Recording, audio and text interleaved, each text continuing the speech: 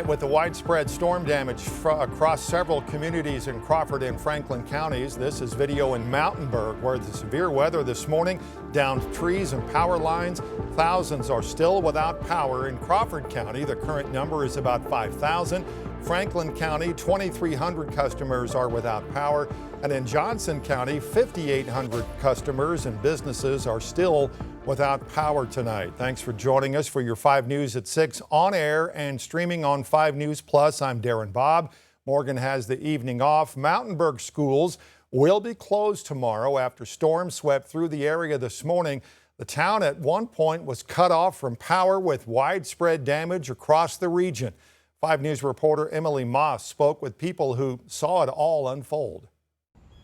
I'm here in Mountainburg off of Highway 71 where there is extensive damage after the storms. You can see a light and power line here completely destroyed into the trees. There's even mailboxes back there that are destroyed. This very large tree is blocking off the highway. It's actually spread across the town. The mayor tells me that most of their roadways are closed off from this storm. If you follow this power line, you can see that the damage doesn't stop there. There's actually a very large power line also closed off to the road on this side.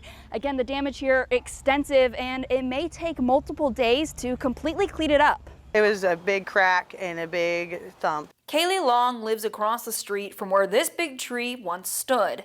Now it sits on top of power lines, one of many trees brought down across Mountainburg. You just could hear it all everywhere. It was a big echo everywhere. Mayor Susan Wilson watched the storm unfold from her own home and knew the damage would be widespread.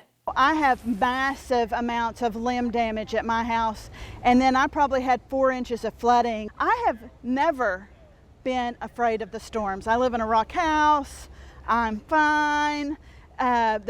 The safe room is directly looking out my front door, and I was afraid. That damage left the entire town without power. Fallen trees and power lines cut off access across Mountainburg. And with the extreme heat expected the rest of the week, how long that power stays off is now a growing concern. But last time it took them about until 1 o'clock in the morning to fix the neighbor's power, and so I don't know how long it'll take. I'm hoping that it won't take as long since it's on 71. Fort Smith, Mulberry, and more have been called to assist the region. While the heat makes every hour without power matter, Wilson says they're grateful Mountainburg doesn't have to recover alone.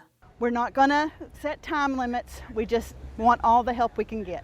Now, the mayor tells me that federal partners like Senator Womack have already reached out to them to help them as they recover from these storms. In Mountainburg, covering news where you live, Emily Moss, 5 News.